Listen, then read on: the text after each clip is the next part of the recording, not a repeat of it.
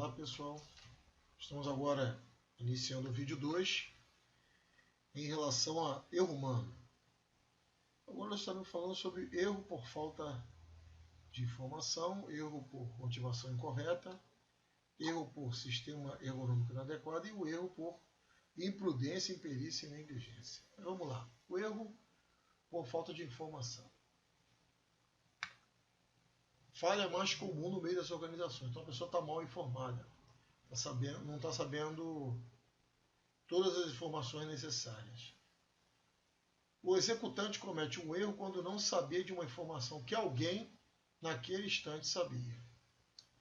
Muitos erros desse tipo indicam deficiência de comunicação dentro da empresa. Então, infelizmente, hoje ainda falha de comunicação ainda tem grande influência dentro das corporações, razão de desentendimentos e trabalhos feitos faltando alguma coisa e no final das contas que vai se observar. Então, erro humano por falta de informação. Falta de conhecimento de legislação, normas técnicas e normas internas. Isso também tem a ver com a falta de informação. A legislação é muito dinâmica, a legislação previdenciária, por exemplo, a legislação do Ministério do Trabalho está sendo renovada no contexto atual, do governo atual, com uma série de normas. E falta de atualização também.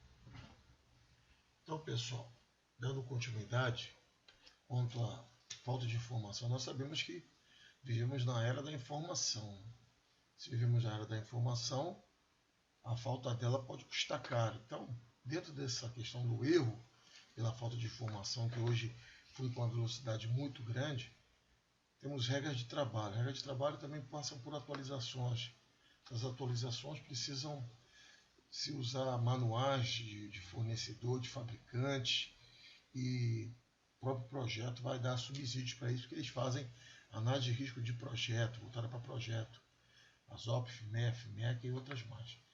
Práticas padrão, né, que já se executa aquela tarefa, e nem tudo é literalmente escrito, e nem se precisa ter isso, nem o sistema ISO exige, as normas da ISO 9001, exige que se escreva todo e qualquer procedimento. Tem uns que são práticas padrão, por todos os empregados. Reuniões periódicas de equipe. Então, a reunião periódica flui também ali a informação. A informação ela circula no meio de uma reunião periódica, para saber o que vai acontecer, como é que vai fazer, de que maneira vai fazer, quem, quando, onde, por quê, para quê. Lista de presenças também é importante. Tu vai divulgar uma informação, você precisa ter alguma coisa que comprove que essa pessoa recebeu a informação. Então, são diversas formas que se tem isso. Mandando e-mail, você tem ali mecanismos em empresas que você recebe a informação se a pessoa recebeu ou não, se ela abriu ou não o e-mail, chegou a informação para ela. Então ela já foi alertada, já foi informada, está ciente. Então tem gente que tem que ter o hábito de clicar lá para abrir o e-mail, mas nem ler o e-mail. Então já vi algumas pessoas trabalhando dessa maneira. Isso aí cria um problema para a falta de informação. A informação não chega, ou pelo menos não chega como deveria chegar, interpretada e respondida também. Comunicação escrita. A comunicação escrita hoje no meio corporativo dão até cursos de redação no meio empresarial. E hoje, no ano 2020, que estamos aqui com essa gravação, temos inúmeros meios de comunicação com a presença das redes sociais. Então é uma coisa extremamente ampla e muito boa de trabalhar. A gente pode gravar, é importante às vezes a pessoa saber o nosso tom de voz, como é que nós estamos falando, para evitar falhas de informação.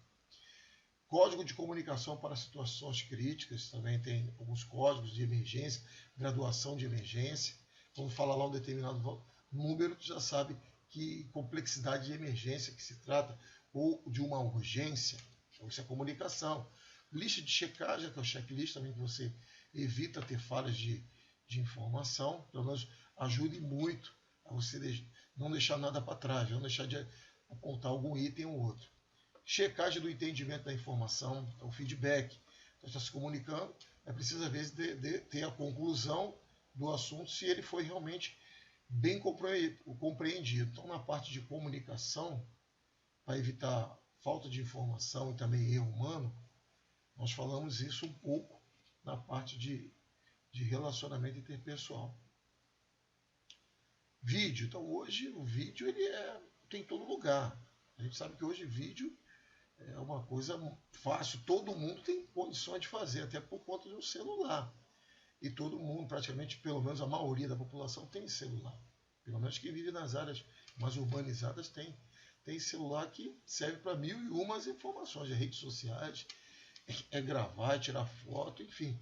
Então hoje, vídeo, fotografia, e as próprias empresas têm monitoramento, né? A gente sabe portarias de empresa, áreas de produção, muitas empresas já têm, outras estão implantando e outras vão implantar.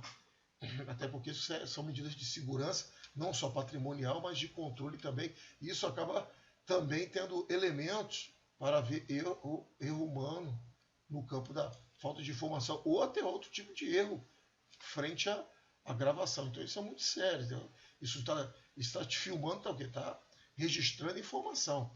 A permissão de trabalho também é uma forma de informação, da informação circular entre os interessados. Ambientação, novos funcionários também passar informações relacionadas à empresa para diminuir ou pelo menos neutralizar ou até eliminar falhas de informação. E também orientação de novos na função, quer dizer, empregados que trabalhavam numa função e vão para outra, eles precisam também passar pela essa nova reorientação ou a orientação complementar para ficar sabendo de toda a informação necessária. Isso aqui são bons exemplos, as coisas mudam com o tempo, com certeza.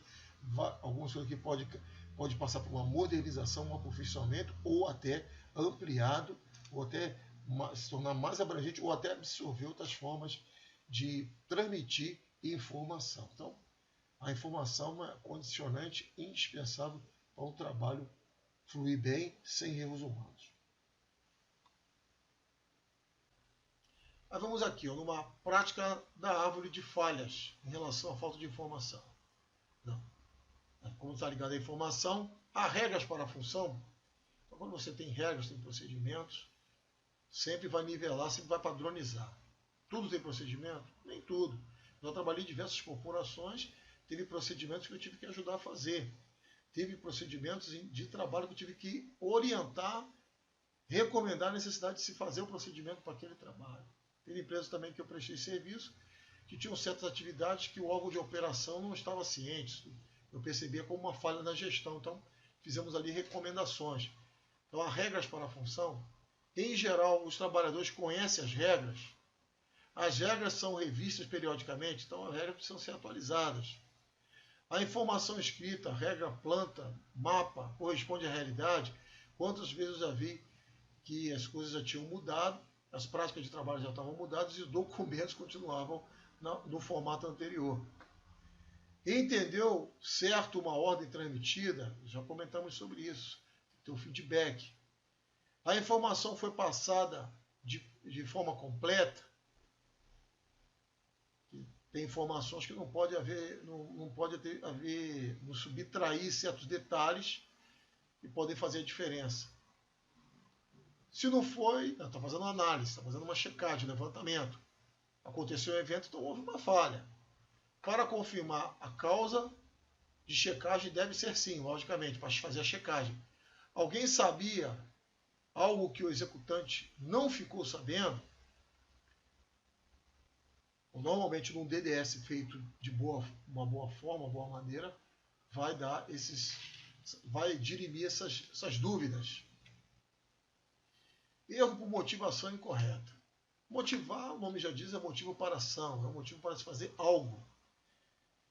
Nesse tipo de erro, o trabalhador tem a qualificação profissional, detém a informação necessária, não vive nenhuma situação estressante e mesmo assim erra. O que houve? Por quê? Na realidade, existe uma motivação para agir daquela forma. O trabalhador ganha alguma coisa agindo daquele jeito ou não será nunca repreendido. Sabotagem, a motivação incorreta. Valores diferentes, a pessoa vai trabalhar de um jeito, outro de outro. Então as reuniões vai eliminando isso. o trabalho em equipe, a própria liderança tem que estar muito atenta a essas possíveis diferenças que vão gerar uma motivação incorreta.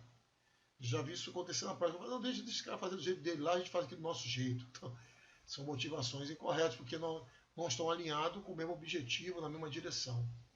Trabalhadores muito experientes, às vezes se tornam um pouco autossuficientes e não querem ouvir outras ideias ou outras sugestões. Então é importante a pessoa ser flexível. Indução à ação errada por motivos superiores. Manda quem pode e obedece quem tem juízo também. Tem empregados que se submetem a isso aí porque precisa do emprego demais. Tem outros que não. Eu acho que tudo tem limite. Então precisa se ver até onde pode se ir. Então já teve pessoas que teve acidentes graves porque obedeceu ordens e sabia no fundo que a ordem não era uma ordem correta. Então, existe esse tipo de coisa. É uma motivação incorreta. Orientações conflitantes, que às vezes se consegue prevalecer aquele que tem um cargo maior, hierarquia maior. Quando não se tem flexibilidade, como não sabe administrar os conflitos. Vamos estar falando também sobre a administração de conflitos. Então, essas coisas todas sendo tratadas tecnicamente, evita muito problema, evita muito erro humano. Outros exemplos de motivação incorreta. Exemplo de níveis superiores. Às vezes a pessoa dá o exemplo ruim, deixa de usar o capacete. O supervisor, o líder, o gerente, o superintendente vai numa área perigosa, precisa usar um equipamento de segurança e não usa. Então isso tudo é motivação incorreta, é induzir as pessoas ao erro. Ou ele mesmo está criando problemas para as pessoas aderirem a seguir os procedimentos. Acompanhamento de desempenho. Então tem que estar acompanhando, ver se a pessoa está com a motivação apropriada. Reuniões periódicas, se aparando as arestas. Estabelecimento de limites. Então tem que ter limite. Punição não é o desejável, mas precisa, às vezes, no extremo ter a punição. Você já fez tudo o que tinha que fazer. Fez o trabalho de engenharia de segurança, fez o trabalho de medicina ocupacional, fez o trabalho de assistente social, fez o trabalho da parte de psicologia do trabalho e a parte de capacitação física e tudo que precisa na parte de qualidade de vida no trabalho. Aí, por fim, não chegou nos resultados esperados e, infelizmente, contra gosto, tem que entrar punição, até porque é previsto em legislação. Treinamento sobre valores, isso é importante, os valores corporativos, os valores éticos da empresa, os valores de conduta. Permissão de trabalho, já citamos, e a escolha adequada do líder da tarefa. Uma liderança que não tem pulso, uma liderança que não tem conhecimentos de técnicas de liderança. Às vezes a pessoa não tem nem tanto perfil para ser líder, mas dando um bom treinamento, uma boa capacitação, ele pode atender adequadamente. Pode ser pode de repente não ser o melhor dos mundos, mas evita-se muito problema desde que tenha técnicas. Mas se a pessoa já tem um certo talento, um certo perfil para liderar uma equipe, seja ela de que número for, e ter o treinamento, aí já é o melhor dos mundos. Inspeção regular da área. Então temos aqui, na prática de árvore de falhas, do erro humano. Então nós temos, a pessoa tentou ganhar tempo, motivação inadequada. Baseou o seu exemplo no comportamento de superiores, a motivação inadequada, porque a gente motiva outras pessoas também pelo nosso comportamento, pelo que a gente está de exemplo. Ou na tolerância da supervisão, a pessoa tentou fazer a coisa certa em benefício da empresa, motivação correta, mas pode ser a motivação inadequada. Porém, utilizando caminhos que não deveria, acontece. Pessoa vem adotando práticas erradas, contrariando o curso profissionalizante, a motivação inadequada. O que levou a fazer esse motivo? Quer queimar etapa, que eu não quer seguir o passo a passo. Eu já tive experiências assim na prática, ensinando a pessoa a usar instrumentos. Quando chegou uma pessoa lá, fez sem, vamos dizer assim, sem maldade, deu para perceber. Pô, mas eu consigo usar assim também, né? Botando na mão, falei, olha, a gente aqui não está para ensinar improviso a ninguém, a gente usa procedimento técnico, equipamento, instrumentos, e não você utilizar medidas do dia a dia aí voltada para a parte de erro humano, vícios ao trabalho. Então, a gente tem que usar a coisa que está dentro de um procedimento, dentro de uma regra normalmente aceita tecnicamente. A pessoa foi negligente ou imprudente, a gente está falando no final. Às vezes o prudente e o negligente, em alguns momentos, até parecem ser a mesma coisa, mas não. Já vi lá as diferenças. Então, isso são motivação inadequada. A pessoa foi lá fazer o trabalho, mas com motivação inadequada. Quando observado, o indivíduo desenvolve a tarefa corretamente. Às vezes a pessoa, quando está sob a orientação, sob olhos de supervisão, ela procede de um jeito, e quando está sozinha, procede de outro. Não tem muito disso no ambiente de trabalho. Mas ninguém consegue se esconder muito tempo. Qualquer hora se consegue observar a pessoa falhando aquilo ali. Então agora, erro para o sistema ergonômico inadequado. A ergonomia é a ciência do conforto, falando de maneira bem simplificada, ou adaptação do meio ao ser humano. Erro humano por condições ergonômicas inadequadas. Está associada a uma dificuldade na operação de uma máquina ou equipamento. Então envolve a área, envolve a operação do equipamento, está tudo dentro do alcance da pessoa, sem ficar tendo fadigas de para poder mexer num botão tem que se agachar, ou para mexer em outro tem que trepar numa escada. Isso tudo são equipamentos que são projetados, equipamentos que são planejados, que na verdade não atendem às limitações e a anatomia do ser humano. Isso tudo nós falamos muito em projeto, em apreciação de risco, considerando para máquinas e equipamentos. Mas também não é só máquina, a ergonomia tem também o próprio ambiente como um todo, estação de trabalho, tendo ali tudo que se envolve dentro de uma área industrial, de uma área, de uma fábrica.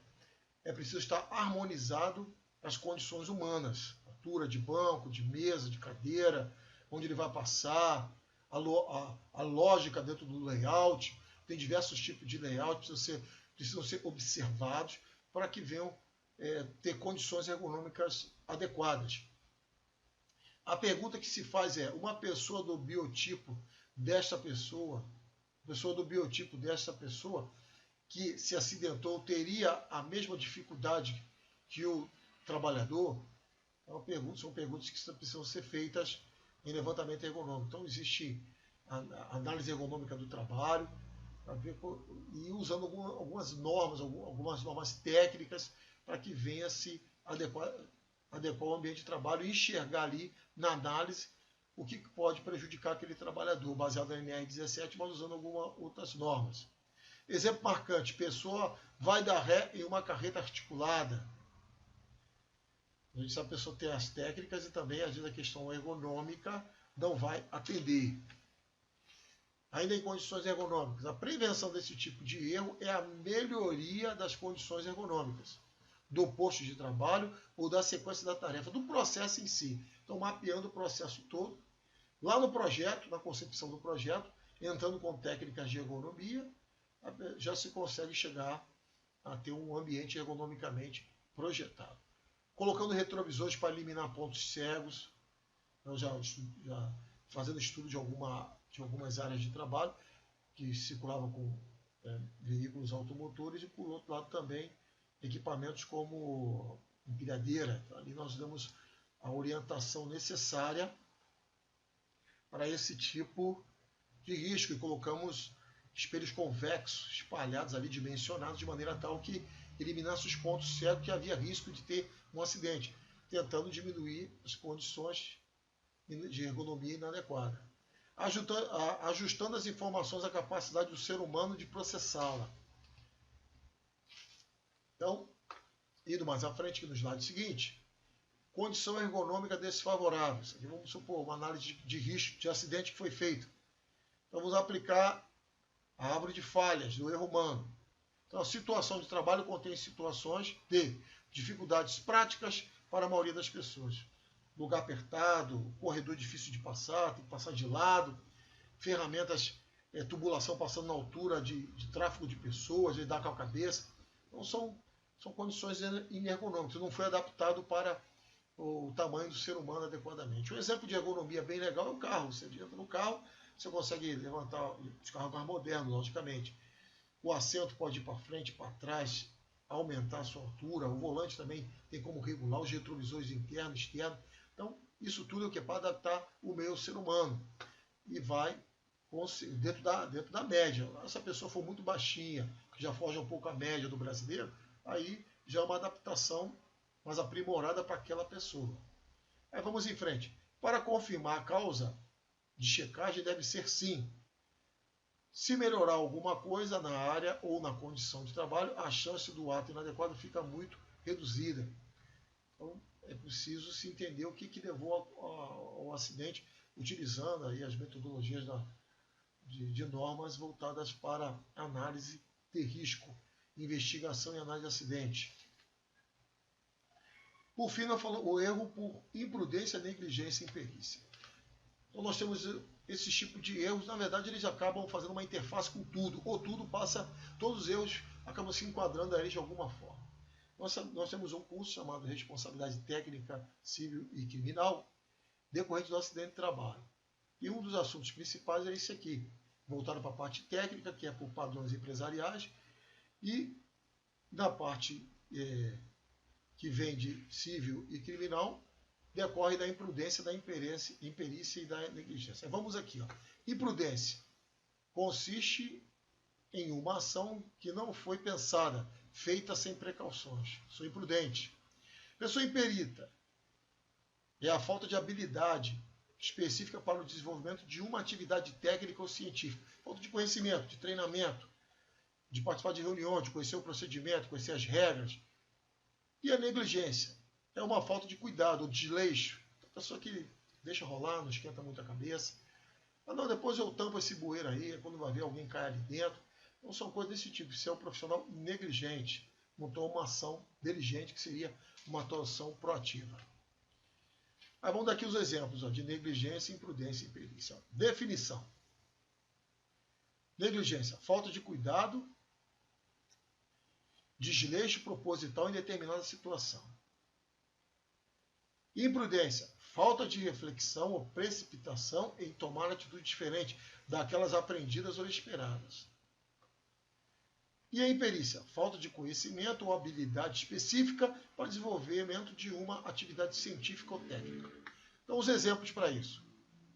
Em relação aqui à negligência. Médico usar utensílios não esterilizados. Isso é uma negligência. Foi relaxado. Imprudência.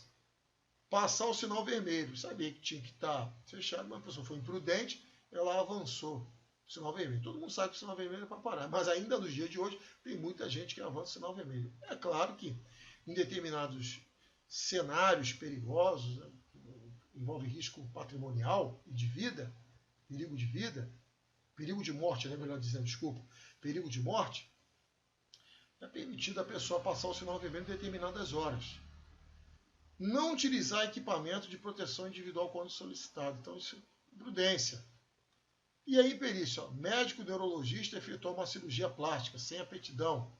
É imperícia. Não conhece, não tem formação, não teve qualificação para isso.